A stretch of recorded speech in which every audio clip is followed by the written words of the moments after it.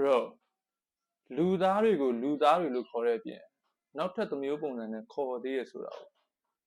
မင်းသိလားသိတာဗောဟာမင်းရတယ်မြေကြီးသားဟုတ်တယ်မလားဂျပန်နိုင်ငံမှာနံပါတ်4ကိုမသုံးဆိုတာရောမသိလားသိရလေဂျပန်နိုင်ငံမှာနံပါတ်4ကကံမကောင်းစီတဲ့နံပါတ်ဖြစ်နေလို့ဗောကွာမင်းဝေါဝါ bro